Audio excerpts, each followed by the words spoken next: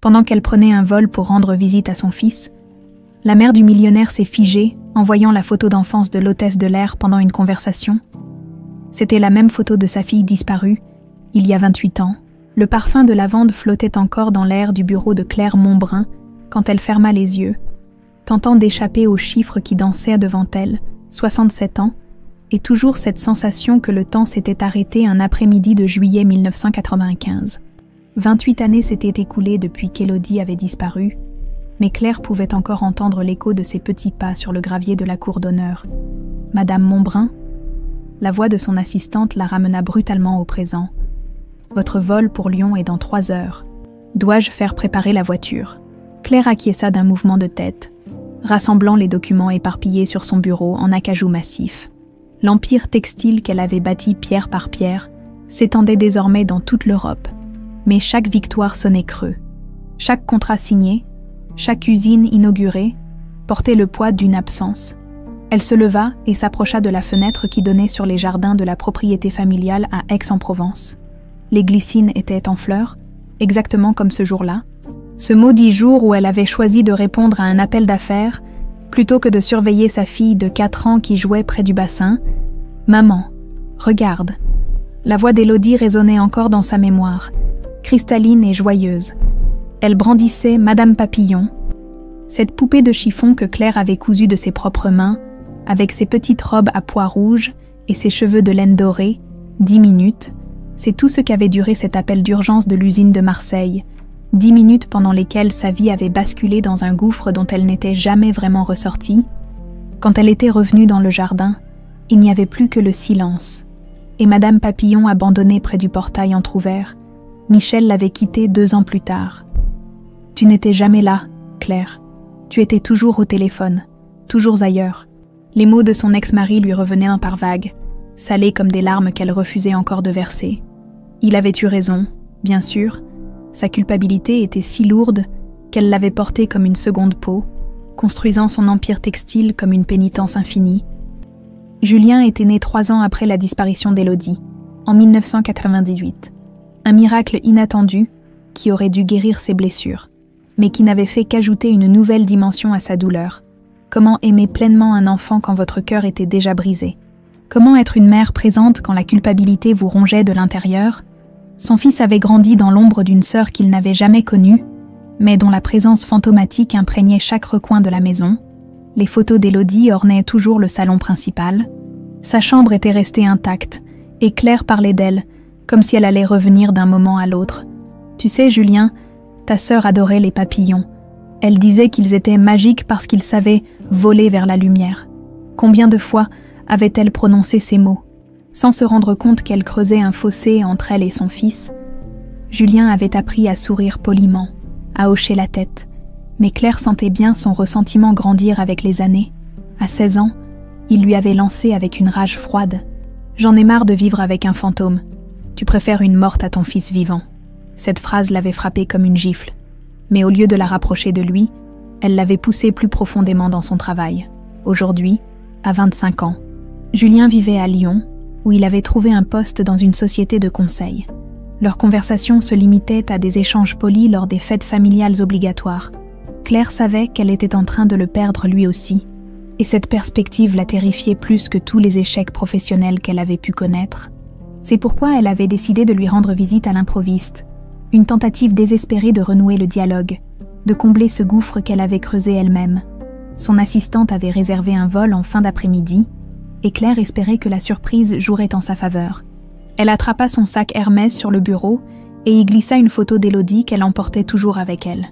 Sur le cliché, pris quelques semaines avant la disparition. Sa fille souriait dans sa petite robe à pois rouges, serrant Madame Papillon contre son cœur.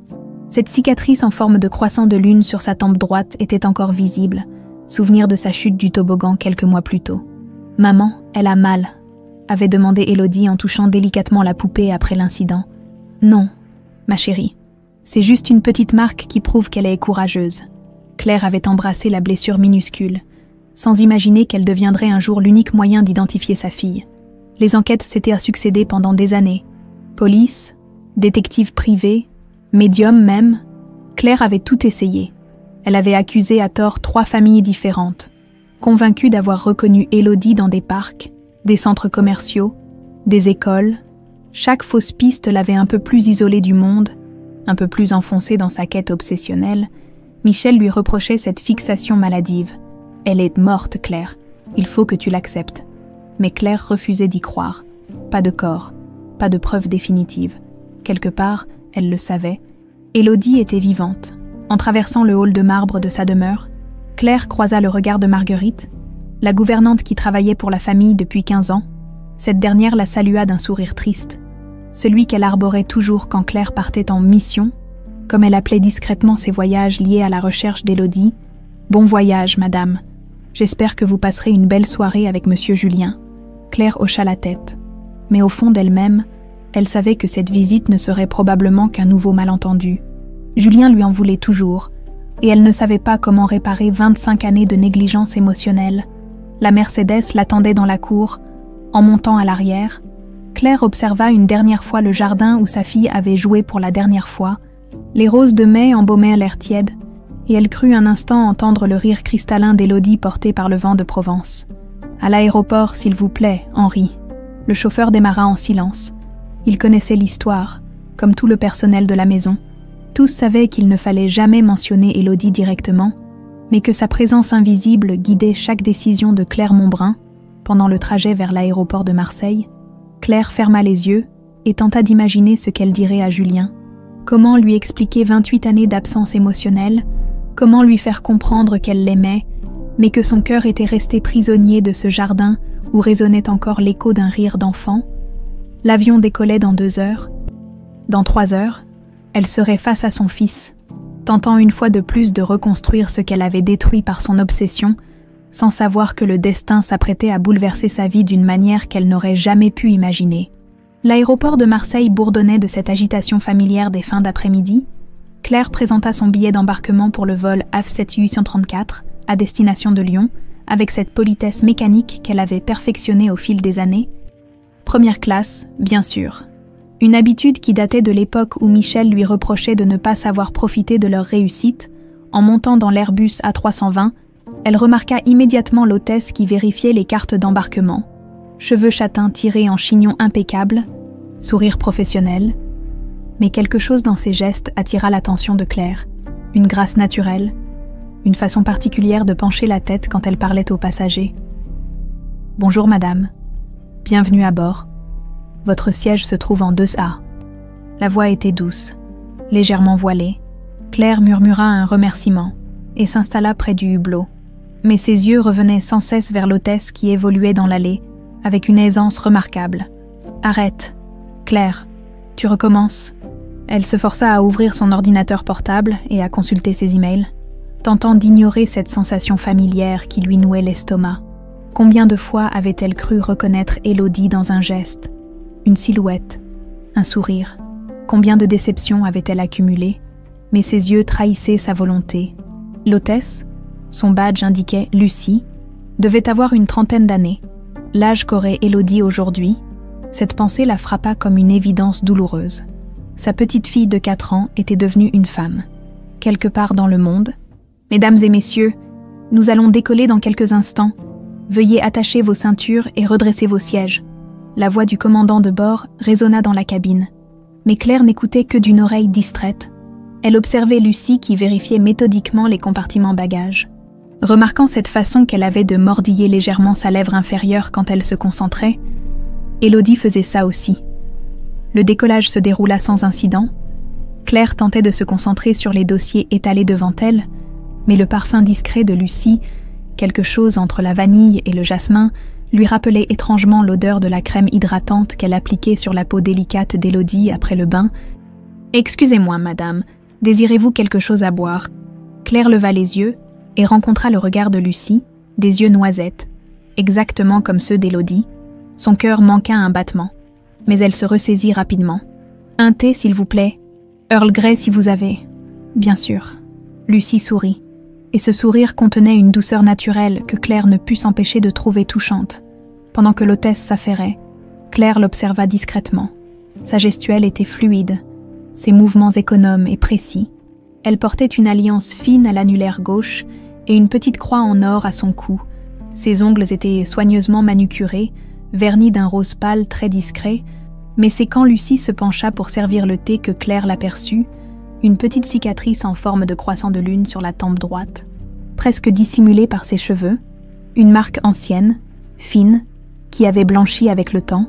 Le monde de Claire bascula, sa tasse trembla entre ses mains, renversant quelques gouttes de thé brûlant sur son tailleur Chanel. « Oh, je suis désolée », s'exclama Lucie en saisissant une serviette. « Laissez-moi vous aider. » Claire ne pouvait plus détacher son regard de cette cicatrice. La même forme exacte, au même endroit. Comment était-ce possible? Après 28 ans, après toutes ces fausses pistes, tous ces espoirs déçus. « Ça va aller. Merci », balbutia-t-elle, la gorge nouée. L'avion traversait maintenant une zone de turbulence légère.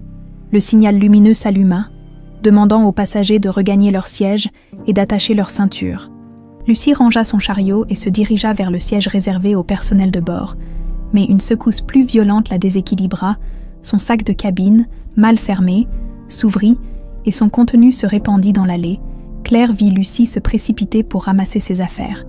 Un livre de poche, un tube de rouge à lèvres, un paquet de mouchoirs, quelques stylos et une photo, une vieille photo en couleur, un peu délavée, qui avait glissé sous le siège de Claire. Sans réfléchir, elle la ramassa pour la rendre à Lucie, et son sang se figea dans ses veines. Sur cette photo, une petite fille d'environ 4 ans souriait à l'objectif. Elle portait une robe à pois rouges sur fond blanc, exactement la même que celle qu'Élodie avait ce jour-là, et serrait contre elle une poupée de chiffon aux cheveux dorés et aux vêtements colorés. Madame Papillon. Claire reconnut chaque détail. Les petits boutons nacrés de la robe de la poupée, la broderie dorée sur son tablier minuscule, jusqu'aux boucles de laine qu'elle avait patiemment cousues pour créer sa chevelure. C'était impossible. Cette poupée était unique, faite de ses propres mains, avec des chutes de tissu de ses premières créations textiles. « Madame », la voix de Lucie lui parvint comme à travers un brouillard. « Ça va, vous êtes toute pâle. » Claire tenait toujours la photo. Incapable de la lâcher, ses mains tremblaient si fort qu'elle dut s'appuyer contre le dossier de son siège. Cette photo, sa voix n'était plus qu'un murmure rauque. Cette petite fille, qui est-ce? Lucie fronça les sourcils, inquiète de l'état de sa passagère. Elle récupéra délicatement la photo et l'observa avec un sourire nostalgique. « C'est moi. Quand j'étais petite, ma mère la garde toujours dans son portefeuille. Alors j'en ai fait faire une copie. » Elle désigna la poupée avec tendresse. « Et ça, c'est Madame Papillon. Je ne m'en séparais jamais à cet âge-là. Maman dit que je l'avais avec moi quand elle m'a trouvée. » Trouvée. Le mot échappa à Claire comme un cri étouffé. « Oui, maman m'a adoptée quand j'avais 4 ans. Elle m'a expliqué qu'elle m'avait trouvée à la gare routière de Limoges. Complètement perdue, j'avais cette photo et ma poupée, et je répétais sans arrêt une adresse. 47 rue des Glycines. Mais la police n'a jamais réussi à retrouver ma famille d'origine.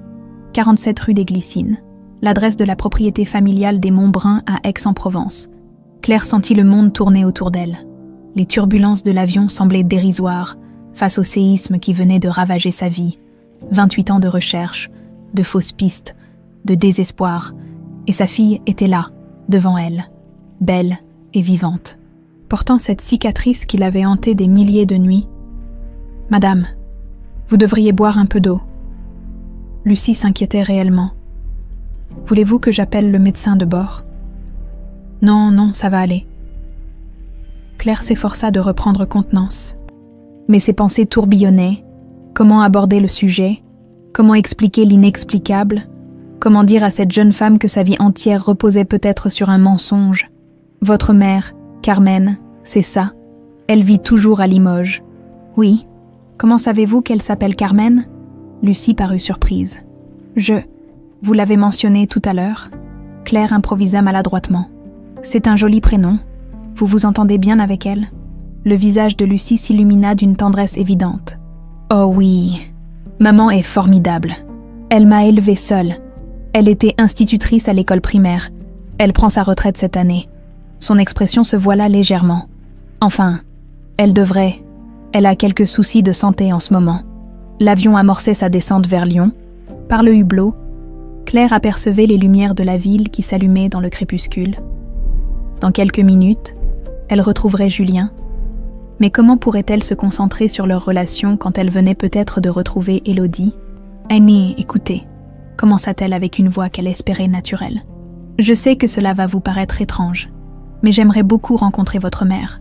J'ai perdu ma fille il y a longtemps, et votre histoire me touche énormément. » Lucie la regarda avec compassion. « Je suis désolée pour votre perte. Si vous voulez, je peux vous donner les coordonnées de maman. Elle adore raconter des histoires, surtout les miennes quand j'étais petite. » Claire acquiesça, le cœur battant si fort qu'elle craignait que Lucie ne l'entende. Dans son sac, ses doigts se refermèrent sur la photo d'Élodie qu'elle emportait partout. Bientôt, très bientôt, elle saurait si ces 28 années de cauchemar touchaient enfin à leur fin. L'avion se posa en douceur sur la piste de Lyon-Saint-Exupéry.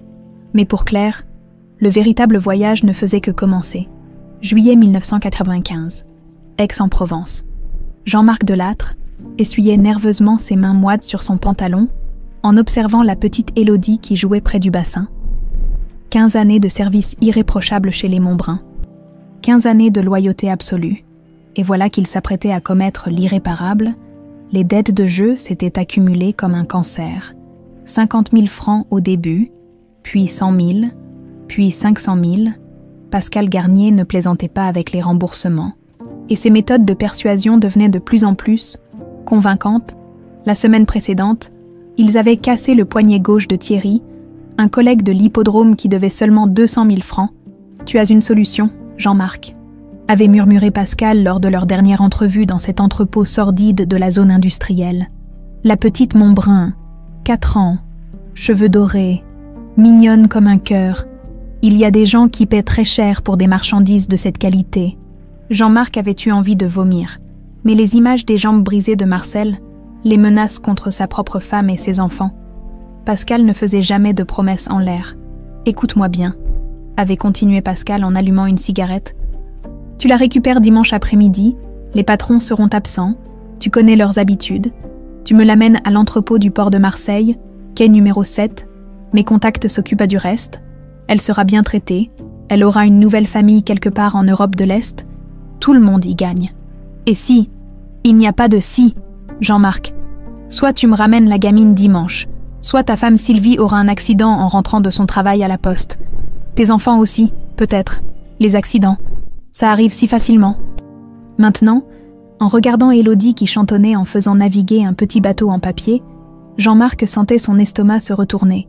Comment avait-il pu en arriver là, lui qui avait vu grandir cet enfant, qui lui avait appris à faire du vélo dans cette même cour, qui la portait sur ses épaules quand elle était fatiguée.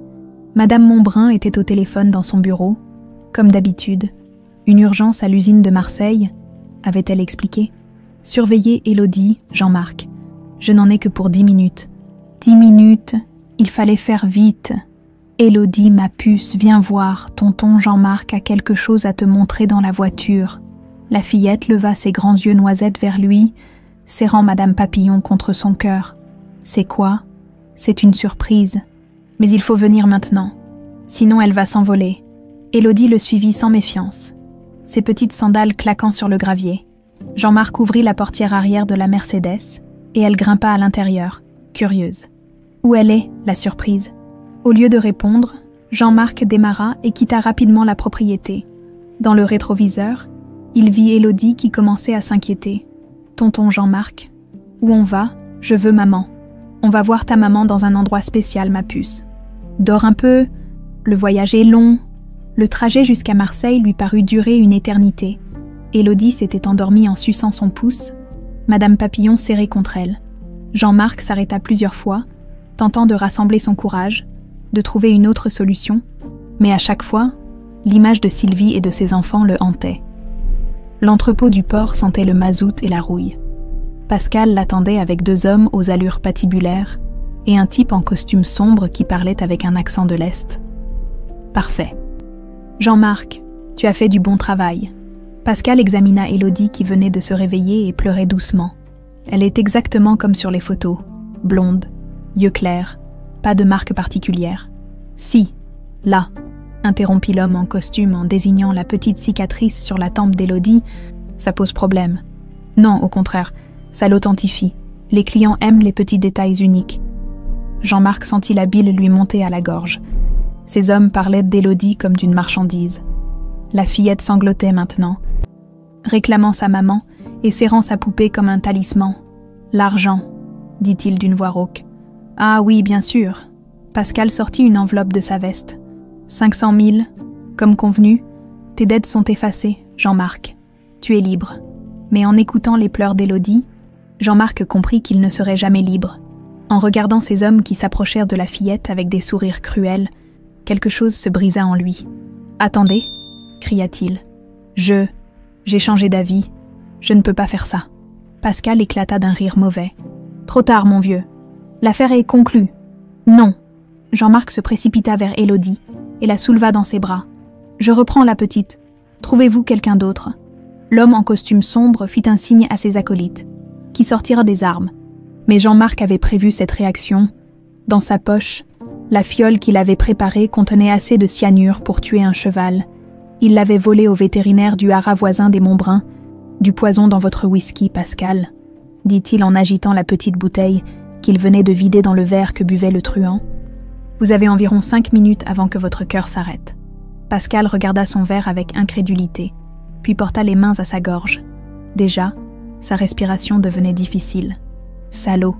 râla-t-il en s'effondrant dans la confusion qui suivit. Jean-Marc profita de l'affolement des complices de Pascal pour s'enfuir avec Élodie. Il courut jusqu'à sa voiture, démarra en trombe et roula sans s'arrêter jusqu'à Limoges, où vivait sa cousine Carmen Morel, 35 ans, institutrice célibataire qui rêvait d'être mère depuis toujours. Jean-Marc connaissait sa solitude, son désir d'enfant qui ne se réaliserait probablement jamais. En arrivant chez elle à 3 heures du matin, Élodie endormie dans ses bras, il avait improvisé une histoire. « Carmen, j'ai besoin de ton aide, cette petite. Ses parents sont morts dans un accident de voiture, elle n'a plus personne. Les services sociaux vont la placer dans un orphelinat horrible. Tu pourrais t'en occuper. » Carmen avait regardé la fillette endormie, ses cheveux dorés étalés sur l'oreiller, et son cœur avait fondu. Elle avait toujours fait confiance à Jean-Marc, son cousin préféré, celui qui l'avait consolé quand leur grand-mère était morte. Comment elle s'appelle? Lucie? Avait-il menti? Lucie Morel. Tu peux dire qu'elle est ta nièce, que tu l'adoptes officieusement dans un petit village comme le tien. Personne ne posera de questions. Et effectivement, personne n'en avait posé. Carmen était respectée, aimée de tous. L'histoire de la nièce orpheline avait attendri tout le village. D'autant qu'Élodie, désormais Lucie, s'était rapidement adaptée, comme si elle voulait oublier sa vie d'avant. Les premières semaines avaient été difficiles. La fillette réclamait sa vraie maman, parlait de Madame Papillon comme de sa seule amie, répétait inlassablement cette adresse. 47 rue des Glycines. Mais Carmen, avec une patience infinie, avait apprivoisé sa peur, transformé ses cauchemars en rêves doux. Ta maman est au ciel maintenant, ma chérie, mais elle t'a envoyé vers moi parce qu'elle savait que je t'aimerais très fort. Peu à peu, Élodie était devenue Lucie.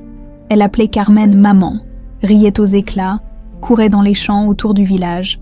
Seule Madame Papillon et cette vieille photo, la seule que Jean-Marc avait prise dans la Mercedes avant de fuir, témoignaient encore de sa vraie identité.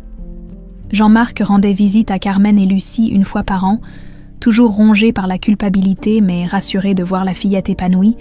Il avait fini par avouer la vérité à Carmen quelques années plus tard, quand Lucie avait 8 ans et que l'affaire était prescrite. « Mon Dieu, Jean-Marc, qu'est-ce que tu as fait ? Je l'ai sauvée, Carmen. Ces hommes allaient. » Il n'avait jamais pu terminer sa phrase. Carmen avait pleuré, bien sûr, mais Lucie était déjà sa fille, dans son cœur et aux yeux de la loi. Comment aurait-elle pu la rendre maintenant ?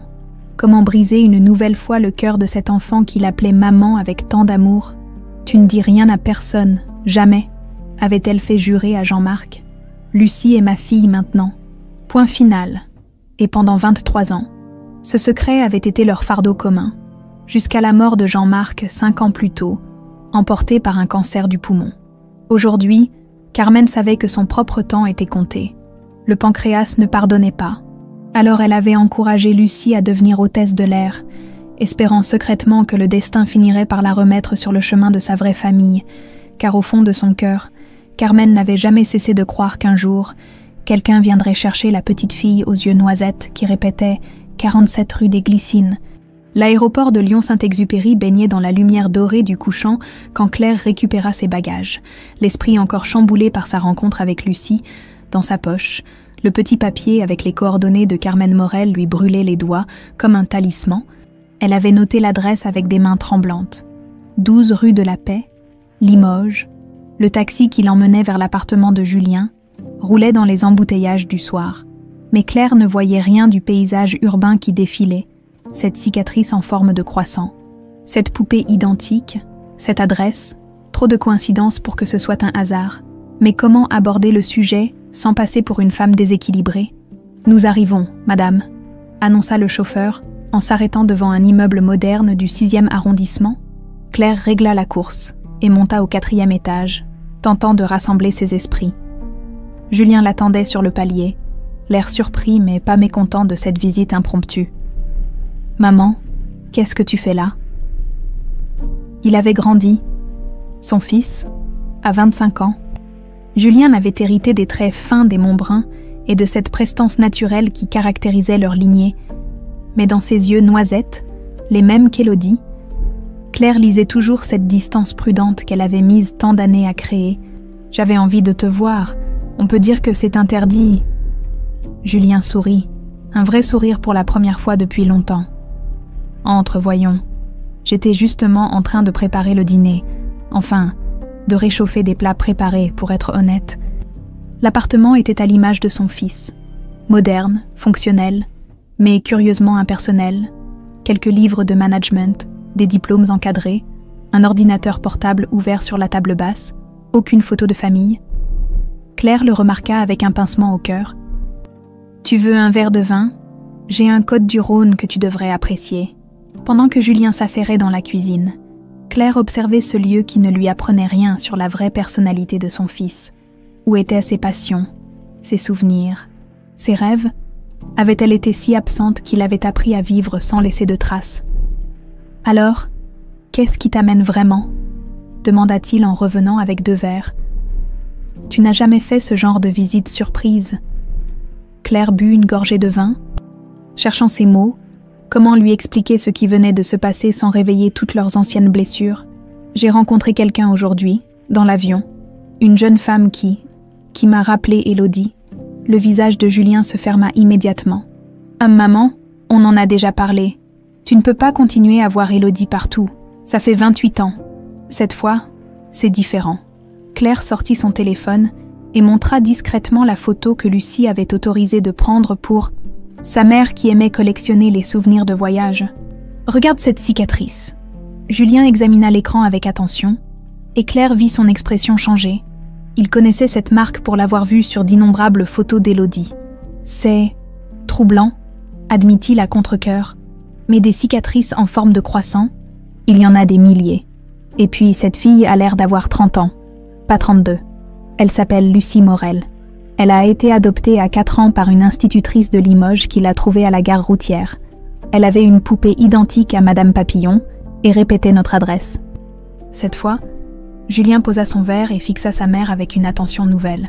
« Tu es sérieuse ?»« Complètement. Je vais engager un détective privé dès demain. Un test ADN nous dira la vérité. » Julien se leva et fit quelques pas vers la fenêtre.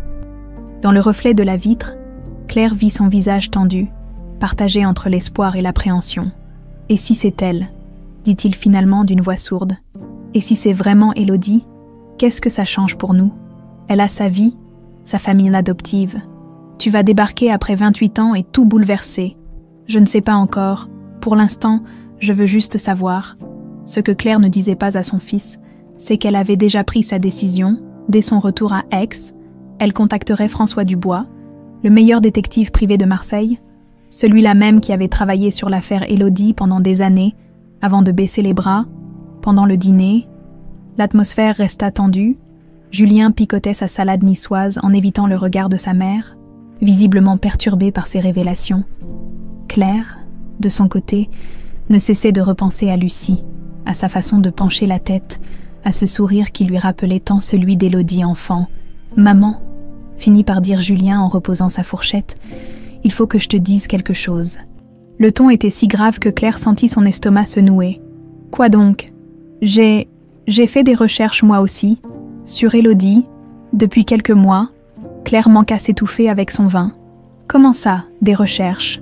Julien se leva et alla chercher un dossier dans son bureau. « J'ai engagé un détective, Philippe Moreau, spécialisé dans les personnes disparues. Je n'en pouvais plus de te voir te consumer, de vivre dans l'ombre d'un fantôme.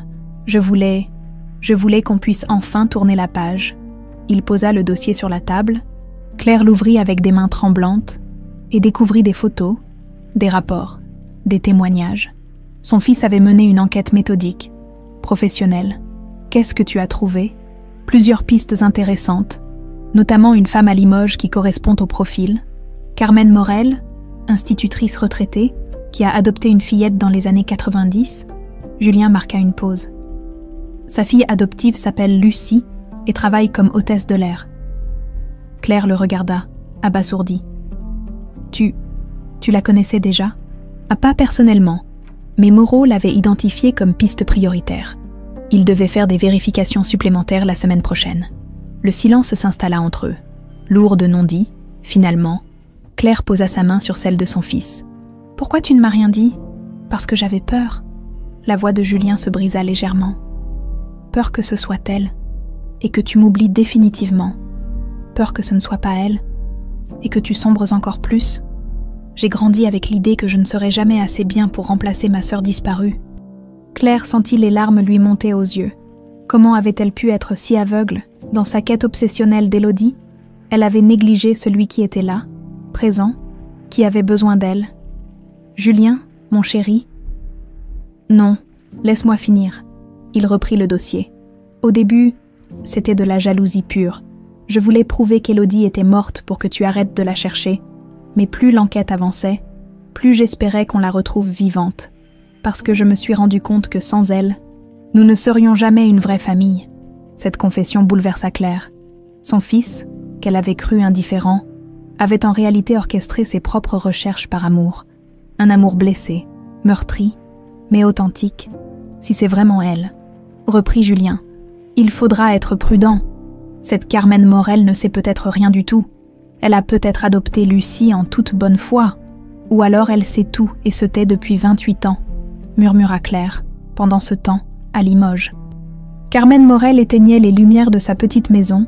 Après avoir parlé 1 heure au téléphone avec Lucie, sa fille adoptive lui avait raconté cette rencontre étrange avec une passagère qui s'intéressait à son histoire, qui voulait même la rencontrer.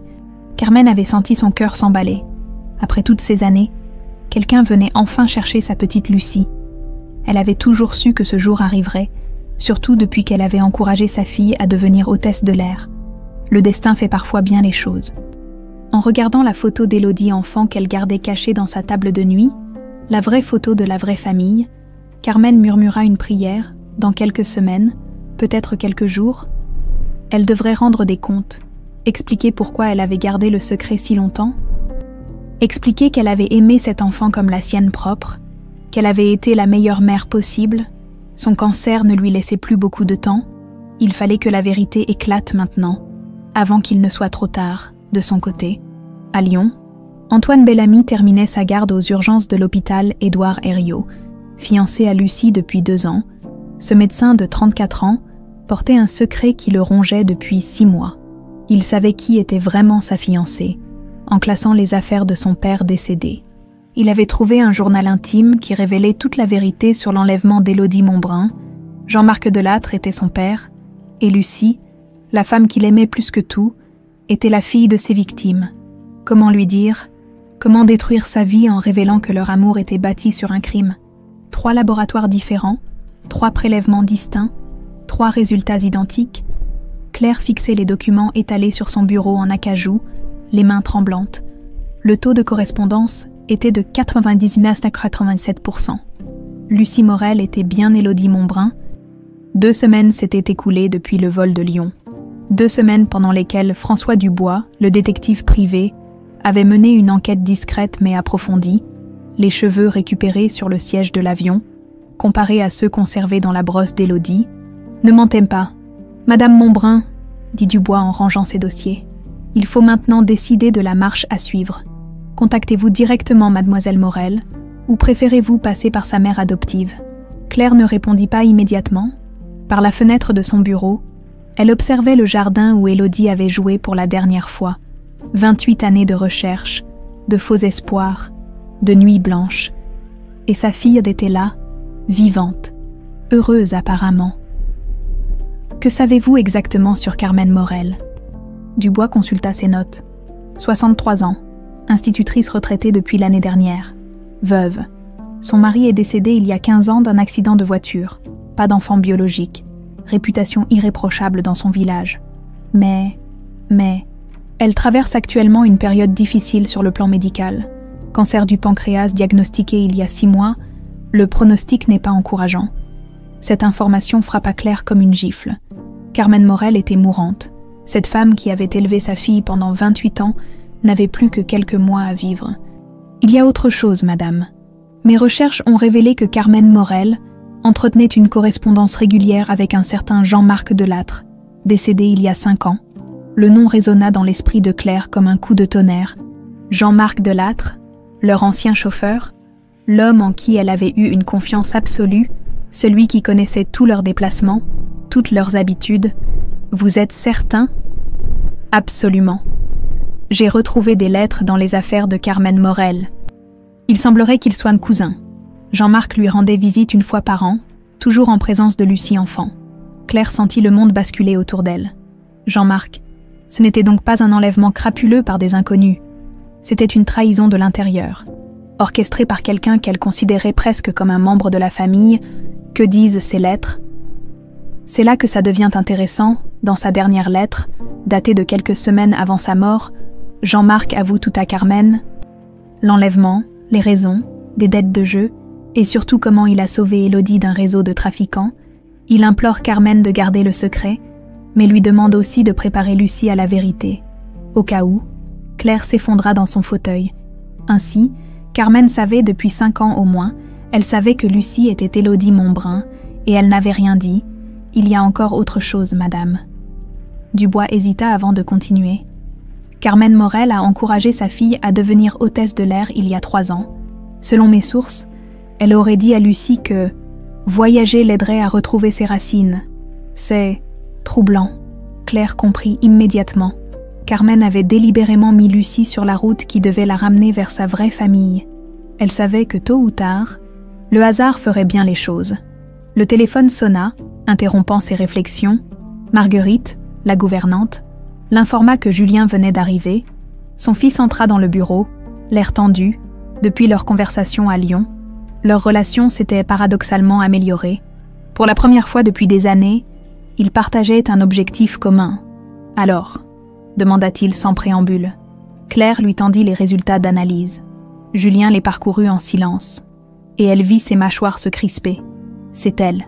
C'est vraiment elle. Oui, et ce n'est pas tout. Elle lui résuma les découvertes de Dubois, le rôle de Jean-Marc, les liens avec Carmen, la manipulation subtile qui avait conduit Lucie vers sa vraie famille. Cette Carmen, dit Julien après un long silence. Elle se moque de nous depuis 28 ans. Elle sait que notre famille est détruite, que tu t'es consumée à chercher Élodie, et elle n'a rien dit. Ou alors, murmura Claire, elle a protégé Élodie d'une vérité qu'elle pensait trop lourde à porter. Pendant ce temps, à Limoges, Carmen regardait Lucie s'activer dans sa petite cuisine. Sa fille était venue lui rendre visite entre 2 vols, comme elle le faisait chaque fois qu'elle en avait l'occasion. « Tu as l'air fatiguée, maman. Tu prends bien tes médicaments. » Carmen sourit avec tendresse. Lucie était devenue une femme magnifique, épanouie, aimante. Elle avait réussi sa vie professionnelle, était fiancée à un homme merveilleux. Comment pourrait-elle détruire tout cela en révélant la vérité? « Je vais bien. »« Ma chérie, raconte-moi plutôt ton vol d'hier. Tu disais qu'il y avait eu un incident? » ?»« Pas vraiment un incident, plutôt une rencontre étrange. » Lucie servit le thé dans les tasses en porcelaine de Limoges que Carmen chérissait, une passagère qui s'intéressait beaucoup à mon histoire. Claire Montbrun, elle s'appelait. Carmen faillit laisser tomber sa tasse. Le moment était venu, après 28 ans. Claire Montbrun avait retrouvé sa fille. Qu'est-ce qu'elle voulait savoir? Elle a vu ma photo d'enfant quand mon sac est tombé. Tu sais, celle où j'ai Madame Papillon, elle avait l'air bouleversée. Elle m'a dit qu'elle avait perdu sa fille il y a longtemps et que mon histoire la touchait. Carmen hocha la tête, le cœur battant. Il fallait qu'elle prépare Lucie, qu'elle lui explique avant que Claire ne débarque et ne bouleverse sa vie. « Lucie, ma chérie, il faut que nous parlions. » Le ton grave de Carmen alerta immédiatement sa fille. « Qu'est-ce qui se passe ?»« Cette femme, Claire Montbrun, je crois qu'elle va chercher à te recontacter. Et quand ce sera le cas, tu vas apprendre des choses qui vont changer ta vision de ta vie. » Lucie posa sa tasse et s'assit en face de Carmen. « Maman, tu me fais peur. De quoi tu parles ?» Carmen prit les mains de sa fille dans les siennes. Elles étaient pas si froides. Tout à coup, « Tu n'es pas orpheline, Lucie. Ta vraie famille t'a cherchée pendant 28 ans, et je crois qu'elle vient de te retrouver. » Le silence qui suivit sembla durer une éternité. Lucie regardait Carmen avec une expression d'incompréhension totale. « Qu'est-ce que tu dis ? » « Je dis que Claire Montbrun est probablement ta vraie mère. » Lucie se leva brusquement, renversant sa chaise. « C'est impossible. Tu m'as dit que mes parents étaient morts, que tu m'avais trouvée à la gare. »« C'est vrai, je t'ai trouvée à la gare, mais tes parents n'étaient pas morts. On t'avait enlevée. » Les mots sortirent comme un torrent. Carmen raconta tout. Jean-Marc, l'enlèvement, le sauvetage in extremis, sa propre décision de garder Lucie et de la faire passer pour sa nièce orpheline. « Jean-Marc était ton cousin ?» sanglota Lucie. « Oncle Jean-Marc qui venait nous voir chaque année. Il m'avait kidnappée. Il t'a sauvée, Lucie. Ces hommes allaient te vendre. Jean-Marc a risqué sa vie pour te sortir de là et t'amener vers moi. Mais pourquoi tu n'as jamais rien dit ? Pourquoi tu ne m'as pas rendue à ma vraie famille ?» Carmen ferma les yeux, puisant dans ses dernières forces pour expliquer l'inexplicable. « Parce que tu étais ma fille, Lucie, pas biologiquement, mais dans mon cœur. Parce que je t'aimais comme je n'avais jamais aimé personne. Parce que j'étais égoïste et que je ne voulais pas te perdre. » Lucie s'effondra sur le canapé, en larmes. Toute sa vie était un mensonge. Cette femme qu'elle chérissait comme sa mère lui avait volé 28 années avec sa vraie famille. « Et maintenant ?» demanda-t-elle d'une voix brisée. « Maintenant, tu vas devoir choisir. Reste Lucie Morel et garde ta vie actuelle, ou redeviens Élodie Montbrun et retrouve ta famille d'origine. » À Lyon, Antoine Bellamy rangeait fiévreusement les papiers de son père dans des cartons. Depuis qu'il avait découvert la vérité sur Jean-Marc Delattre, il ne trouvait plus le sommeil. Ce soir, Lucie rentrait de Limoges, et il devrait la regarder dans les yeux, en sachant que son père avait détruit sa vie. Le journal de Jean-Marc était détaillé, trop détaillé. Il racontait l'enlèvement, la peur d'Élodie, les remords qu'il avait rongés jusqu'à sa mort. Il parlait aussi de Pascal Garnier, l'usurier qu'il avait empoisonné, et des hommes qui voulaient en vendre une fillette de 4 ans. Antoine avait vérifié. L'affaire Pascal Garnier était bien réelle. Un règlement de compte supposé dans le milieu marseillais en 1995. Personne n'avait jamais soupçonné Jean-Marc. Comment dire à Lucie que l'homme qu'elle appelait affectueusement « oncle Jean-Marc » était celui qui avait brisé sa famille? Comment lui expliquer que son père à lui, Antoine, était un criminel? Le téléphone sonna. C'était Lucie. « Antoine, il faut que je te voie. Il s'est passé quelque chose de grave. » Sa voix était brisée, méconnaissable. Antoine sentit son estomac se nouer. « J'arrive. Où es-tu ? » « Chez maman. Enfin, chez Carmen. Je ne sais plus comment l'appeler maintenant. » La communication coupa. Antoine attrapa ses clés et fonça vers Limoges, le cœur battant. L'heure de vérité avait sonné pour eux tous. Antoine roulait dans la nuit vers Limoges, les mains crispées sur le volant. La voix brisée de Lucie résonnait encore dans ses oreilles. Il savait qu'elle venait d'apprendre la vérité sur son identité. Et bientôt, très bientôt, elle découvrirait aussi qui était vraiment son fiancé. Les phares de la Peugeot perçaient l'obscurité de l'autoroute A20. Dans 3 heures, il serait face à la femme qu'il aimait plus que tout. Et il devrait lui avouer que son père était l'homme qui avait brisé sa famille. Comment survivrait-il à cette conversation? Le journal de Jean-Marc gisait sur le siège passager, ce carnet de cuir rouge que son père avait tenu pendant des années. Antoine l'avait lu et relu, cherchant un moyen d'atténuer l'horreur de la vérité, mais chaque page ne faisait qu'aggraver la situation. 15 juillet 1995. J'ai emmené la petite aujourd'hui. Ses yeux quand elle a compris qu'on ne rentrait pas à la maison. Mon Dieu, qu'est-ce que j'ai fait? Mais Pascal aurait tué Sylvie et les enfants. Je n'avais pas le choix. 20 juillet 1995. Carmen a accepté de prendre Élodie. Elle l'a appelée Lucie. La petite s'adapte bien. Elle commence même à sourire. Peut-être que j'ai fait le bon choix finalement. Elle sera aimée ici. 3 août 1995. Les journaux parlent encore de la disparition. Claire Montbrun offre une récompense d'1 million de francs. Je pourrais tout avouer. Mais Élodie, Lucie maintenant, elle appelle déjà Carmen maman. Comment détruire son bonheur nouveau? Et puis, cette dernière entrée qui avait glacé le sang d'Antoine, 12 mars 2018. Antoine va épouser Lucie l'année prochaine. Mon fils va épouser la fille que j'ai enlevée. Le destin a un sens de l'ironie cruelle. Dois-je lui dire comment détruire sa vie en révélant que son père est un monstre? Je vais mourir avec ce secret. C'est ma punition. À Limoges, dans la petite maison de la rue de la Paix, Lucie était prostrée sur le canapé du salon. Elle n'avait pas bougé depuis que Carmen lui avait révélé la vérité, fixant la photo d'elle enfant posée sur la table basse. Cette photo qui mentait surtout. « Ma chérie », dit doucement Carmen en lui apportant une tisane, « il faut que tu manges quelque chose. » « Comment peux-tu me dire ça ?»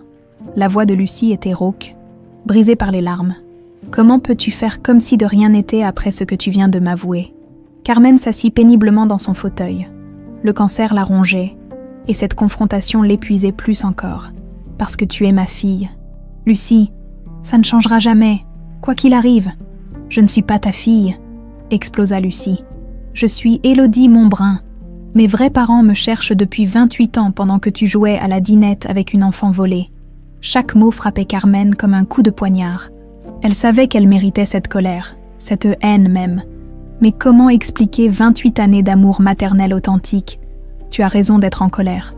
Mais laisse-moi te raconter ce que ces 28 années ont été pour moi. Carmen se leva et alla chercher une boîte dans sa chambre. Elle en sortit des centaines de photos, Lucie faisant ses premiers pas, perdant sa première dent, jouant dans le jardin, déguisée pour le carnaval de l'école. Tu vois ça? Elle montra une photo de Lucie malade, dans son lit d'enfant. Tu avais la varicelle, tu pleurais toute la nuit, j'ai passé une semaine entière à ton chevet, sans dormir et ça. Une photo de remise de diplôme. Quand tu as eu ton bac avec mention, j'étais la mère la plus fière de France. Lucie regardait ces images de sa vie, cette existence construite sur un mensonge mais emplie d'amour véritable. Chaque instant avec toi a été un bonheur, Lucie. Chaque cauchemar consolé, chaque joie partagée, chaque fièvre soignée. Tu n'étais peut-être pas née de moi, mais tu as grandi dans mon cœur. Mais mes vrais parents, maman, le mot avait échappé à Lucie malgré elle. Ils ont souffert, cette Claire Montbrun, elle m'a cherché pendant 28 ans. Je sais, et c'est pour ça que j'ai encouragé ta vocation d'hôtesse de l'air. Je savais qu'un jour, le destin vous remettrait sur le même chemin. Lucie la regarda avec stupéfaction. Tu as fait exprès. J'ai facilité les choses. Quand le médecin m'a annoncé que j'avais un cancer, j'ai compris que mon temps était compté. Il fallait que tu retrouves ta vraie famille avant ma mort, mais je voulais que ça arrive naturellement. Un silence pesant s'installa. Dehors, la pluie commençait à tomber, martelant les carreaux de la fenêtre. « Et Antoine ?» demanda soudain Lucie. « Il sait quelque chose. » Carmen hésita. Elle connaissait le secret d'Antoine depuis des mois. Le jeune homme était venu la voir juste après avoir découvert le journal de son père, bouleversé, cherchant des réponses. « Oui », avoua-t-elle finalement. « Il sait. » « Quoi ?» Lucie bondit sur ses pieds. « Depuis quand ?»« Depuis 6 mois environ. Il a trouvé le journal de Jean-Marc après sa mort. Et il ne m'a rien dit. » La trahison se lisait dans les yeux de Lucie. « Mon fiancé savait qui j'étais vraiment. Et il s'est tu. Il avait peur de te perdre. Et puis... » Carmen marqua une pause douloureuse. « Il y a autre chose que tu dois savoir sur Antoine. » Avant qu'elle puisse continuer, on sonna à la porte. Carmen alla ouvrir et se trouva face à un homme élégant d'une 60aine d'années, accompagné d'un jeune homme aux traits fins. « Madame Morel, je suis François Dubois, détective privé. Et voici Julien Montbrun. Nous aimerions parler à votre fille adoptive. » Le cœur de Carmen s'emballa. Claire Montbrun avait envoyé ses émissaires. « Lucie, » appela-t-elle d'une voix tremblante, « il y a des visiteurs pour toi. » Lucie apparut dans le couloir, les yeux encore rougis par les larmes. Quand elle vit Julien, quelque chose de familier la frappa. Ses yeux noisettes, cette mâchoire carrée. « Vous êtes votre frère ?» dit Julien d'une voix étranglée. « Enfin, si vous êtes bien Élodie Montbrun ?» Le moment était surréaliste. Frères et sœurs se regardaient pour la première fois depuis 28 ans, cherchant dans les traits de l'autre l'enfant qu'ils avaient été. « Nous pourrions peut-être nous asseoir » suggéra Dubois. « Nous avons beaucoup de choses à nous dire. » Ils s'installèrent dans le petit salon, l'atmosphère chargée d'émotions contradictoires. Dubois sortit ses dossiers et étala les preuves. Test ADN, photos comparatives, témoignages. « Il n'y a plus aucun doute », annonça-t-il. Lucie Morel et bien Élodie Montbrun. Carmen baissa les yeux, consciente que son mensonge de 28 ans s'effondrait définitivement. « Où est ma mère ?» demanda Lucie d'une voix à peine audible. « À Aix-en-Provence ? Elle attend ?» Julien hésita. « Elle n'a jamais cessé de vous chercher, jamais cessé d'espérer. »« Et moi, j'ai grandi en pensant qu'elle était morte », murmura Lucie en regardant Carmen avec reproche. C'est à ce moment-là qu'Antoine arriva. Il entra sans frapper, comme il en avait l'habitude, et se figea en découvrant la scène, Lucie en larmes, des inconnus avec des dossiers, Carmen effondrée dans son fauteuil. « Qu'est-ce qui se passe ici ?» Lucie se leva et lui fit face, les yeux brillants de colère. « Tu savais depuis 6 mois et tu ne m'as rien dit. » Antoine comprit immédiatement. Le moment qu'il redoutait était arrivé. « Lucie, je peux t'expliquer. » « Expliquer quoi ? Que tu as préféré me mentir plutôt que de me dire la vérité sur ma famille. » Julien et Dubois assistaient à cette confrontation avec malaise, réalisant qu'ils avaient déclenché un cataclysme familial. « Ce n'est pas tout », intervint Carmen d'une voix faible. « Antoine, dis-lui qui était ton père. » Le jeune médecin devint livide. Il regarda Lucie, puis le journal de Jean-Marc qu'il tenait toujours à la main. « Mon père s'appelait Jean-Marc Delattre », avoua-t-il dans un souffle. « C'est lui qui t'a enlevé ?» Le silence qui suivit était assourdissant. Lucie regardait Antoine comme si elle le voyait pour la première fois. « Ton père, oncle Jean-Marc était ton père. » Antoine hocha la tête, incapable de parler. « Donc tu es le fils de l'homme qui a détruit ma famille et tu voulais m'épouser sans me dire la vérité. Lucie, écoute-moi. » « Non. » Elle recula. Horrifiée. « Toute ma vie est un mensonge. Ma mère adoptive qui me ment depuis 28 ans. Mon fiancé qui est le fils de mon ravisseur. Qu'est-ce qui est vrai dans ma vie ? Qu'est-ce qui est authentique ? » Elle attrapa son sac et se dirigea vers la porte. « Où tu vas ? » cria Antoine. « Loin de vous tous. J'ai besoin de réfléchir. J'ai besoin de comprendre qui je suis vraiment. »« Lucie, attends. » Julien se leva. « Viens avec moi. Viens rencontrer maman. Elle pourra t'expliquer. » « Votre mère. » Lucie se retourna, les larmes aux yeux. « Je ne sais même plus qui est ma mère, celle qui m'a mise au monde, ou celle qui m'a élevée dans le mensonge. » Elle sortit dans la nuit pluvieuse, laissant derrière elle 4 personnes bouleversées et un quart de siècle de secrets qui venaient d'exploser en plein jour. Antoine voulut la suivre, mais Carmen l'arrêta. « Laisse-la. Elle a besoin de temps, et toi ? Tu as besoin de décider si tu l'aimes assez pour accepter d'être jugée pour les crimes de ton père. » Dans sa voiture, Lucie sanglotait, ne sachant plus vers qui se tourner. Élodie ou Lucie, fille des Montbrun ou des Morel, fiancée d'Antoine ou victime de sa famille, pour la première fois de sa vie, elle était complètement seule. L'hôpital de Limoges baignait dans cette lumière blafarde qui caractérise les fins d'après-midi d'automne. Claire avait fait le voyage en urgence après l'appel de Julien, et maintenant elle se tenait devant la chambre 237 où Carmen Morel avait été admise la veille pour une crise aiguë. « Elle a fait un malaise après votre départ », avait expliqué l'infirmière. « Le stress, sans doute. À ce stade de la maladie, les émotions fortes peuvent être dangereuses. » Claire frappa doucement à la porte et entra. Carmen était allongée dans le lit d'hôpital, perfusée, mais ses yeux restaient vifs et alertes quand elle vit Claire. Son visage se contracta dans une expression mêlant peur et résignation. « Madame Montbrun, Madame Morel », les 2 femmes se regardèrent en silence. 28 ans les séparaient de ce moment. 28 ans pendant lesquels l'une avait cherché désespérément ce que l'autre cachait jalousement. Claire approcha une chaise du lit et s'assit. Malgré sa colère, elle ne pouvait s'empêcher d'éprouver une certaine compassion pour cette femme malade qui avait aimé sa fille. Pourquoi ? La question sortit dans un souffle. Pourquoi ne pas m'avoir contacté quand Jean-Marc vous a avoué la vérité ? Carmen ferma les yeux, comme pour puiser dans ses dernières forces. Parce qu'à ce moment-là, Lucie avait déjà 8 ans. Elle m'appelait maman depuis 4 ans. Comment aurais-je pu lui expliquer que sa vie entière était un mensonge? En me la rendant, la voix de Claire monta malgré elle, en me rendant ma fille. Votre fille. Carmen ouvrit les yeux, et Claire y lut une détermination farouche. J'ai changé ses couches quand elle était malade. J'ai consolé ses cauchemars. J'ai soigné ses bobos. J'ai assisté à ses premiers pas, à ses premières chutes à vélo. J'ai été à tous ses spectacles d'école. J'ai séché ses larmes quand son premier petit copain l'a quittée, qui de nous deux est vraiment sa mère. Le coup porta. Claire sentit les larmes lui monter aux yeux. Mais elle se força à rester droite. J'ai passé 28 ans à la chercher. 28 ans à me reprocher de ne pas avoir été là quand elle avait besoin de moi. Vous m'avez volé sa vie. Je l'ai sauvée. La voix de Carmen se fit plus forte. Vous savez ce que Jean-Marc m'a raconté. Ces hommes allaient la vendre à un réseau de pédophiles. Votre fille aurait fini violée, torturée, morte probablement. Claire vacilla. Elle avait lu le rapport de Dubois. Elle connaissait les détails sordides de l'enlèvement. Mais entendre Carmen les énoncer avec tant de crudité la bouleversait. Il y avait d'autres solutions, la police. La police. Carmen eut un rire amer. Jean-Marc était déjà recherché. S'il s'était rendu, Élodie aurait été placée en famille d'accueil en attendant que vous la récupériez. Vous savez ce que c'est, les familles d'accueil débordées.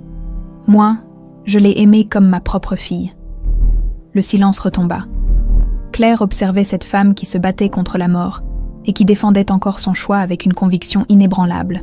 « Vous avez détruit ma famille », murmura Claire. « Mon mariage n'a pas survécu. Mon fils a grandi dans l'ombre d'une sœur fantôme. J'ai gâché ma vie à chercher un enfant qui était heureux ailleurs. Et vous croyez que ça a été facile pour moi ?» Carmen se redressa péniblement. « Vous croyez que je n'ai pas pensé à vous chaque jour? Que je ne me suis pas demandé comment vous alliez? J'ai suivi votre empire dans les journaux. J'ai vu vos photos au gala de charité. Vous aviez l'air si triste, si cassé. Alors pourquoi ne pas avoir parlé ?» Carmen tourna la tête vers la fenêtre de sa chambre. Dehors, les premiers flocons de neige de l'hiver commençaient à tomber. Parce que j'étais égoïste, parce que Lucie était tout ce que j'avais, parce que j'avais 40 ans quand elle est arrivée, et que je savais que c'était ma seule chance d'être mère. Sa voix se brisa. Et parce que je l'aimais tellement que l'idée de la perdre me tuait. Claire sentit sa colère s'amenuiser face à cette confession déchirante.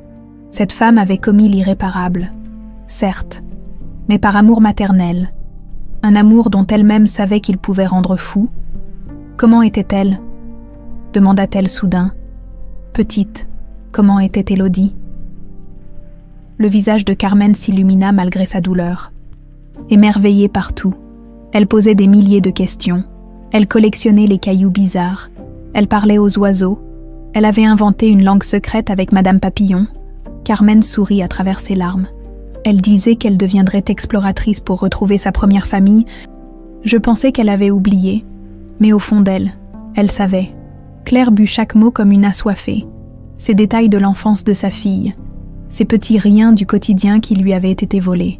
Elle vous aimait beaucoup, énormément, mais parfois, quand elle me regardait, j'avais l'impression qu'elle cherchait quelqu'un d'autre, surtout quand elle était adolescente. Elle me demandait pourquoi elle ne me ressemblait pas, pourquoi elle n'avait aucun souvenir d'avant ses 4 ans. Qu'est-ce que vous lui répondiez?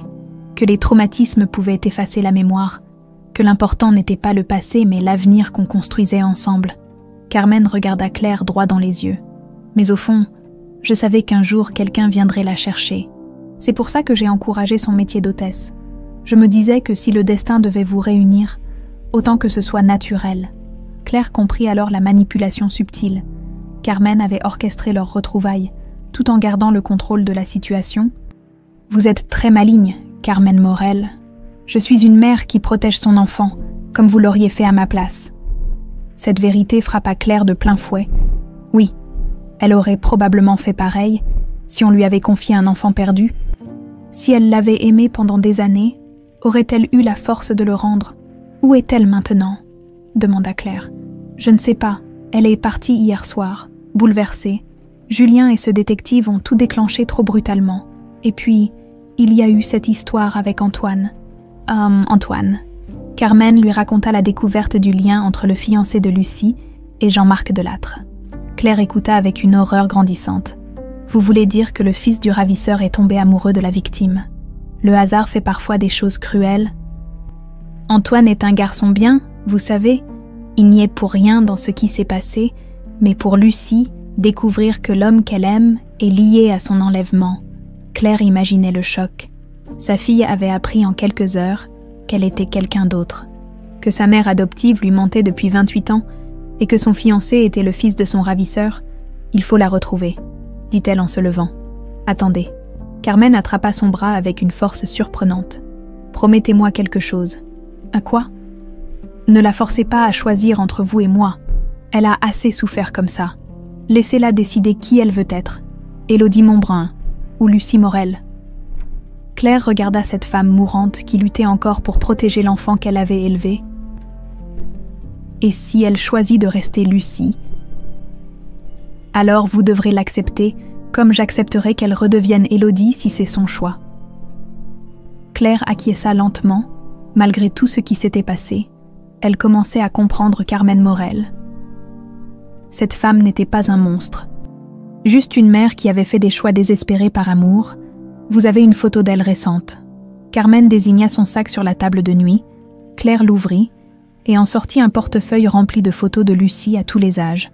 Enfant, adolescente, jeune femme, toute une vie en images. « Gardez-les », murmura Carmen. « Vous avez le droit de connaître ces années. » Claire feuilleta les photos, le cœur serré.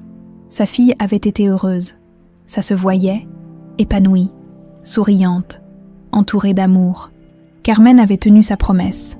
Elle avait été une bonne mère. « Merci », dit-elle simplement. « Claire. » Carmen l'arrêta comme elle se dirigeait vers la porte. « Quand vous la retrouverez, dites-lui que je l'aime, que je l'aimerai toujours, quoi qu'elle décide. » Claire hocha la tête et sortit de la chambre, dans le couloir. Elle croisa Julien qui faisait les 100 pas. « Alors, il faut qu'on retrouve Lucie, ou Élodie, il faut qu'on lui laisse le choix. » Pendant ce temps, dans un petit hôtel de Poitiers où elle s'était arrêtée pour la nuit, Lucie fixait le plafond sans dormir. Elle avait coupé son téléphone pour éviter les appels incessants d'Antoine, de Carmen, et maintenant de ce frère qu'elle ne connaissait pas. Qui était-elle vraiment? Élodie Montbrun, fille d'industriel fortuné, ou Lucie Morel, fille d'institutrice? Les deux. Aucune des deux. Dans son sac, elle serrait Madame Papillon, cette poupée qui était finalement le seul lien authentique avec son passé. Demain, elle devrait prendre une décision qui changerait le reste de sa vie. Mais pour l'instant, elle pleurait simplement la mort de l'innocence. Cette époque bénie où elle croyait connaître sa place dans le monde. D'ailleurs, Sylvie Moreau, psychologue spécialisée dans les traumatismes familiaux, observait sa nouvelle patiente avec attention. Lucie était arrivée dans son cabinet parisien 3 semaines plus tôt, en état de choc émotionnel sévère. Recommandée par un confrère de Poitiers. « Comment vous sentez-vous aujourd'hui, Lucie ? » « Je ne sais plus comment je m'appelle, » répondit-elle avec un sourire las. « Lucie ou Élodie, certains jours, j'ai l'impression d'être 2 personnes différentes qui se battent dans ma tête. » Ces 3 semaines de thérapie intensive avaient été nécessaires pour que Lucie commence à accepter sa double identité. Le docteur Moreau l'avait aidée à comprendre qu'elle n'avait pas à choisir entre ces 2 vies, mais plutôt à les intégrer. « Vous avez réfléchi à ma proposition de rencontrer votre famille biologique. » Lucie hocha la tête. « Oui, je crois que je suis prête. Mais je veux que Carmen soit présente aussi. C'est une excellente idée. » Et concernant Antoine, le visage de Lucie s'assombrit. Antoine l'appelait tous les jours, lui envoyait des lettres, des fleurs. Il campait pratiquement devant l'immeuble du docteur Moreau, espérant l'apercevoir. « Je ne sais pas si je peux lui pardonner. Pas le fait que son père soit Jean-Marc, ça, ce n'est pas sa faute. Mais de m'avoir caché la vérité pendant 6 mois, alors qu'on préparait notre mariage. Il avait peur de vous perdre. Et en me mentant, il m'a effectivement perdu. » Le docteur Moreau nota quelque chose dans son carnet. « Vous savez, Lucie, le pardon n'est pas un cadeau qu'on fait aux autres. C'est un cadeau qu'on se fait à soi-même. Mais vous n'êtes pas obligé de pardonner maintenant. Laissez-vous le temps. » Pendant ce temps, à Aix-en-Provence, Claire préparait méticuleusement la rencontre avec sa fille. Elle avait fait décorer l'ancienne chambre d'Élodie, non pas comme un sanctuaire du passé, mais comme une chambre d'amis accueillante. Les photos d'enfance étaient toujours là, mais discrètement disposées, sans ostentation. Julien l'aidait, découvrant pour la première fois cette sœur qu'il avait tant jalousée. « Tu crois qu'elle va nous détester ?» demanda-t-il en disposant des fleurs fraîches sur la commode. « Je ne sais pas, peut-être. Elle a le droit de nous en vouloir. » Claire avait beaucoup réfléchi ces dernières semaines. Elle avait relu ses journaux intimes, ceux qu'elle tenait religieusement depuis la disparition d'Élodie, et elle y avait découvert une femme obsédée par sa culpabilité, incapable de vivre pleinement. « Maman, » dit doucement Julien, « j'ai quelque chose à t'avouer. » Claire leva les yeux de l'album photo qu'elle feuilletait. « Quand j'ai engagé ce détective pour retrouver Élodie, ce n'était pas par altruisme. C'était par jalousie. Je voulais prouver qu'elle était morte pour que tu arrêtes de la chercher et que tu me vois enfin. Je sais, mon chéri. » « Comment ça, tu sais ?» Claire sourit tristement. « Parce que je te connais mieux que tu ne le penses. Et parce que j'ai été une mère terrible avec toi, obsédée par l'enfant que j'avais perdu au point d'oublier celui qui était là. » Julien s'assit à côté d'elle sur le lit. « Pourquoi on n'arrive jamais à se parler normalement ? » « Parce qu'on a tous les deux trop peur de se blesser. Mais peut-être qu'Élodie, Lucie, va nous aider à redevenir une vraie famille. » À Lyon, Antoine avait pris un congé sabbatique. Il ne supportait plus de faire semblant d'aller bien à l'hôpital. Ses collègues le regardaient avec pitié depuis qu'ils avaient appris pour Lucie. Il avait lu et relu le journal de son père, cherchant des réponses, des excuses, quelque chose qui pourrait atténuer l'horreur de la vérité. Mais Jean-Marc restait un mystère, même mort, comment l'homme qui lui avait appris à faire du vélo, qui l'emmenait à la pêche, qui lui racontait des histoires le soir, avait-il pu commettre un tel acte ? Dans sa cuisine, Antoine préparait un projet qui lui tenait à cœur depuis des semaines.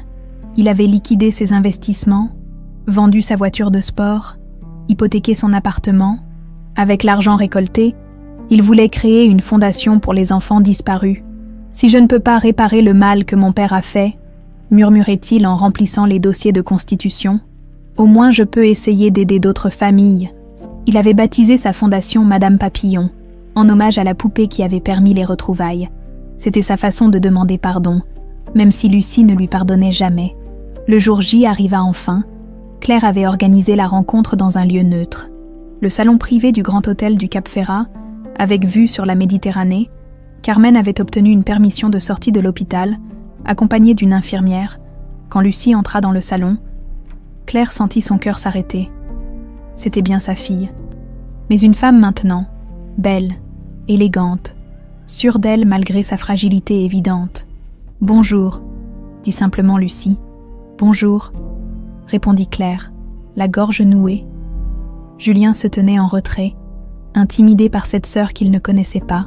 Carmen était assise dans un fauteuil roulant, affaiblie mais déterminée. « Alors », commença Lucie après un silence, « nous voilà. » Claire avait préparé un discours, mais face à sa fille, tous les mots s'envolaient. « Tu es magnifique », balbutia-t-elle.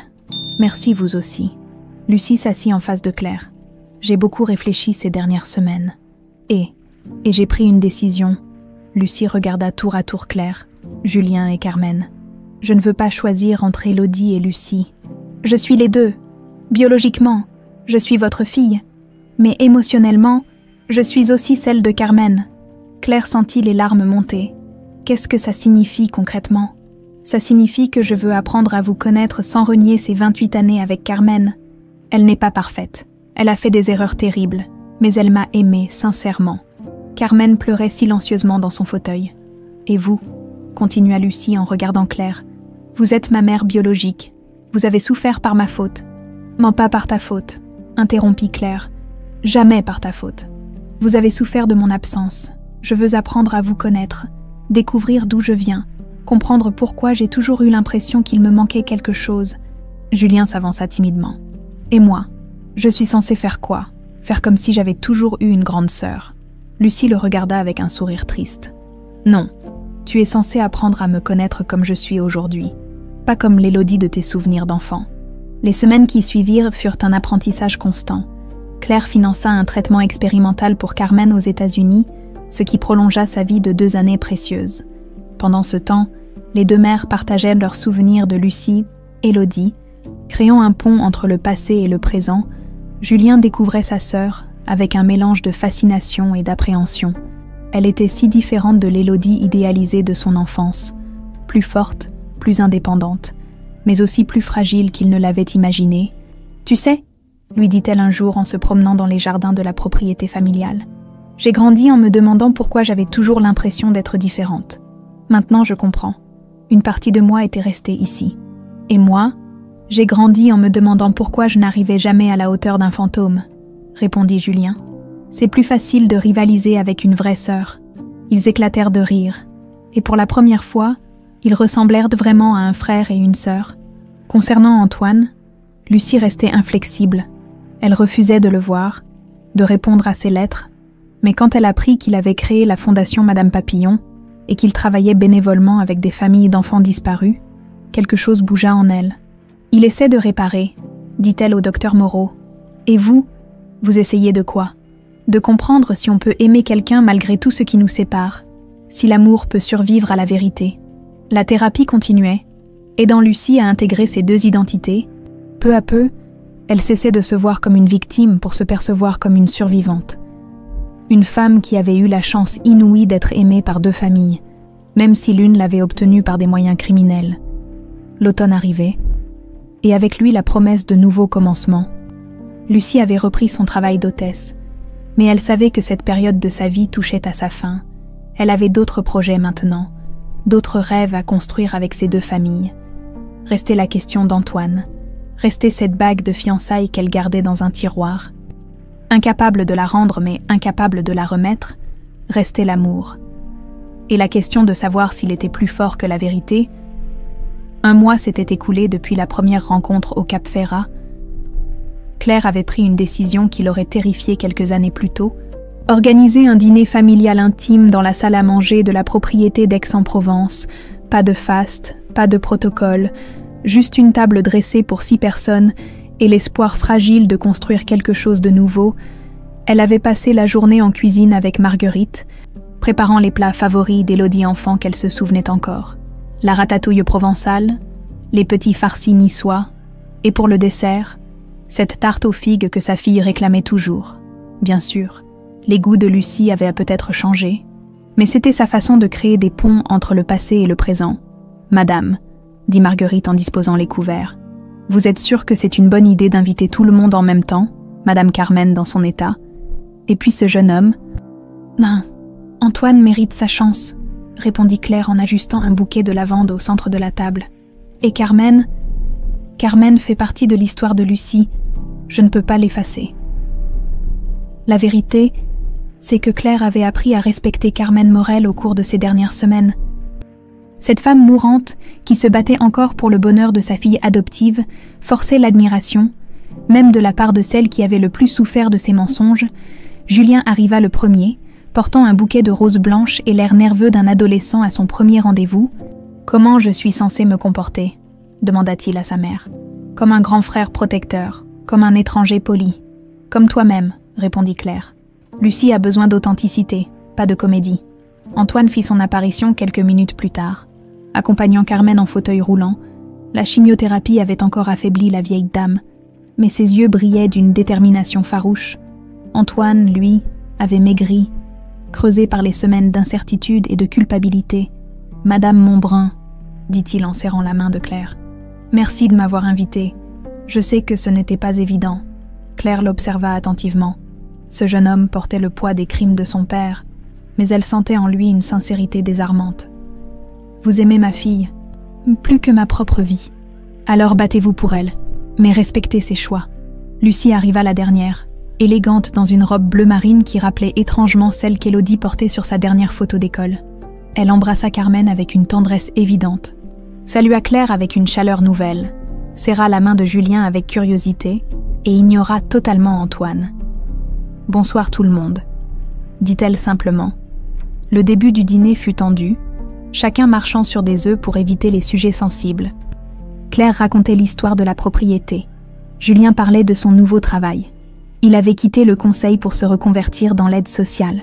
Carmen évoquait ses souvenirs d'institutrice. Antoine restait silencieux, se contentant de regarder Lucie avec cette expression de chien battu qui aurait attendri n'importe qui, sauf elle, apparemment. Ce fut Carmen qui brisa la glace en évoquant une anecdote sur Lucie enfant. « Tu te souviens de cette fois où tu avais 6 ans et où tu avais marié Madame Papillon avec ton ours en peluche ? Tu avais organisé toute une cérémonie dans le jardin. Avec les voisins comme invités, Lucie sourit malgré elle. J'avais même fait un gâteau avec de la boue et des pétales de rose. Et tu m'avais forcé à en manger une part en disant que c'était le protocole. Claire écoutait avec fascination ces fragments de l'enfance de sa fille qui lui avaient été volés, mais au lieu de ressentir de l'amertume, elle éprouvait une étrange gratitude envers Carmen. Cette femme avait préservé l'innocence et la joie d'Élodie. Moi aussi, j'ai des souvenirs, dit-elle doucement. Élodie avait cette manie de donner des noms à tous les objets de la maison. La lampe de sa chambre s'appelait Madame Lumière. Son coffre à jouets était Monsieur Trésor. Et elle parlait tout le temps à ses amis invisibles, ajouta Julien. Je me souviens que ça m'énervait parce qu'elle refusait de jouer avec moi. Elle disait que ses amis invisibles la comprenaient mieux. Lucie écarquilla les yeux. C'est incroyable. J'ai gardé cette habitude longtemps. Carmen peut en témoigner. Je parlais à mes poupées comme si elles étaient vivantes.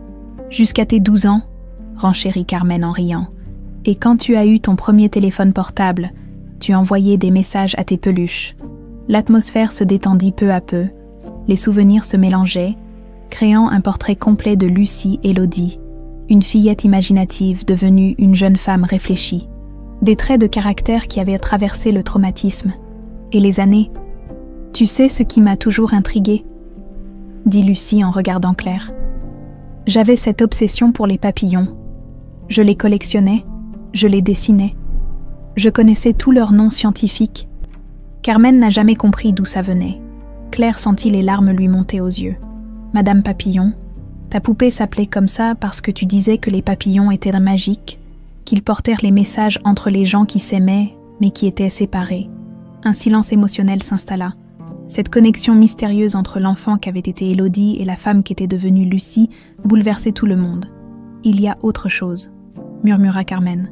Quand tu étais petite, tu dessinais tout le temps la même maison.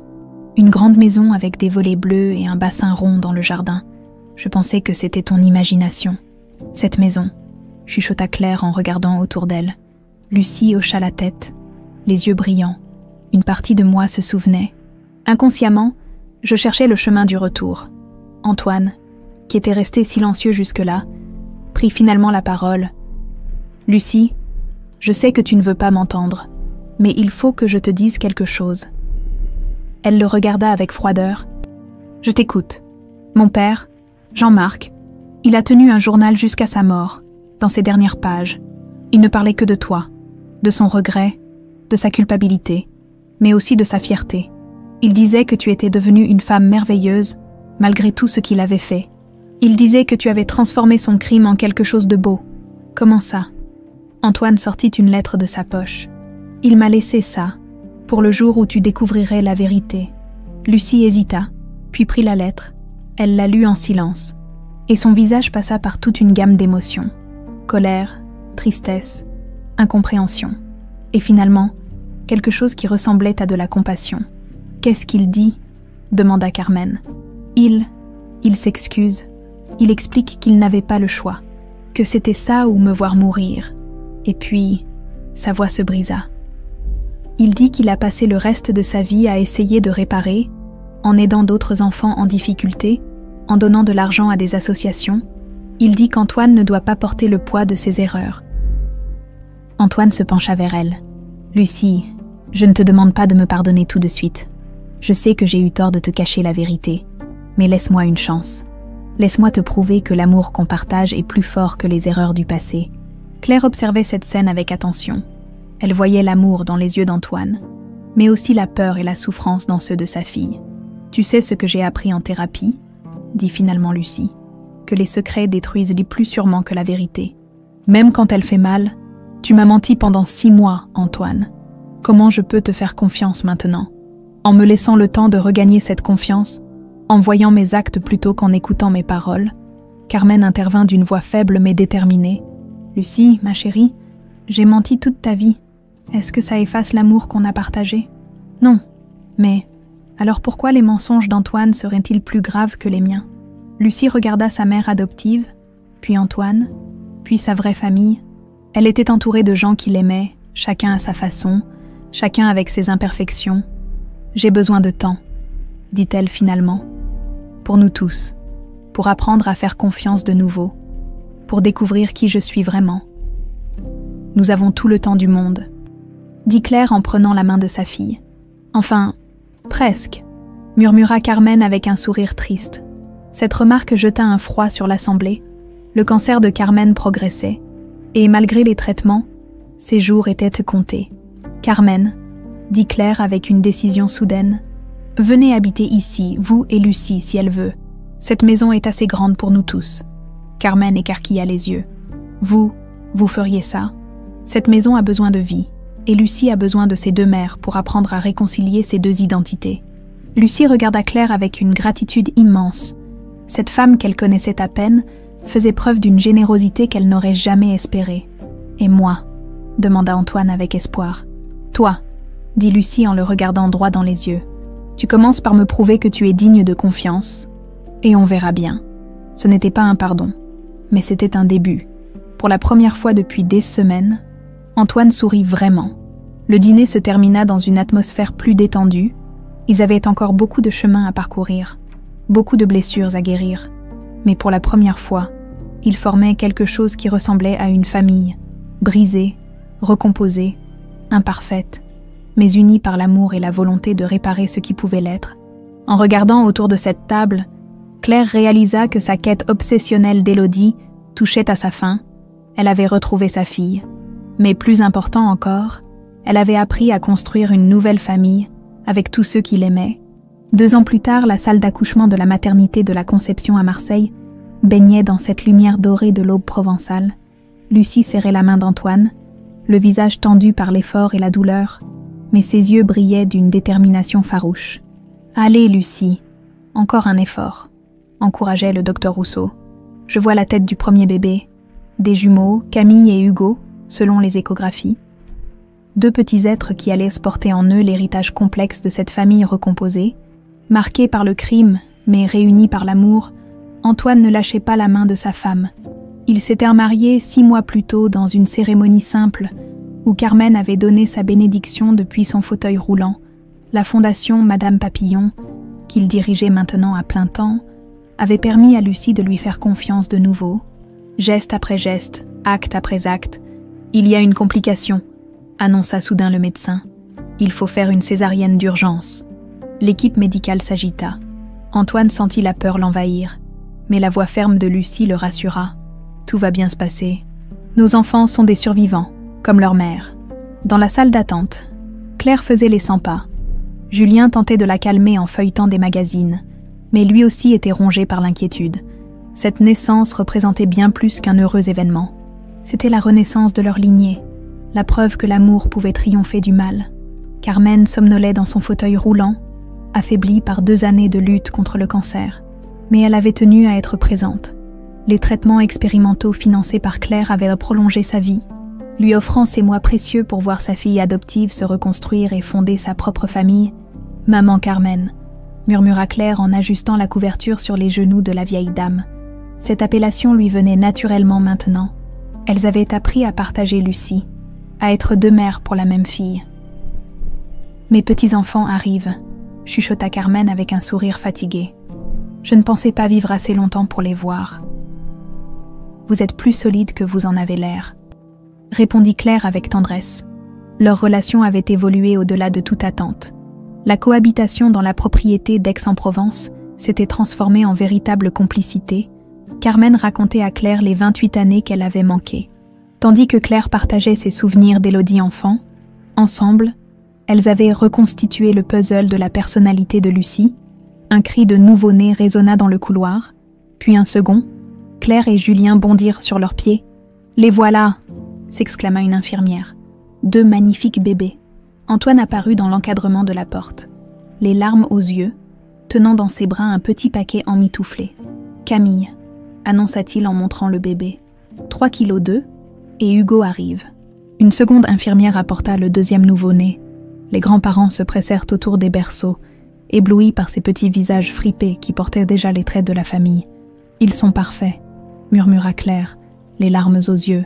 Carmen tendit ses bras tremblants. « Laissez-moi les voir de près. » On plaça délicatement les 2 bébés sur ses genoux. Carmen les contempla avec une émotion infinie, caressant leurs joues du bout de ses doigts décharnés. Le cercle se referme, chuchota-t-elle. Une nouvelle génération commence. Mais la joie fut de courte durée. Pendant la césarienne, il y avait eu des complications. Lucie avait perdu beaucoup de sang et sa tension chutait dangereusement.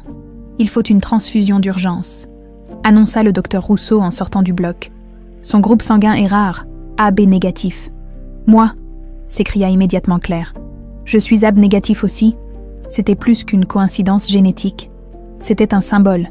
La mère biologique donnant son sang pour sauver l'enfant qu'elle avait retrouvé, Claire fut emmenée d'urgence pour le prélèvement.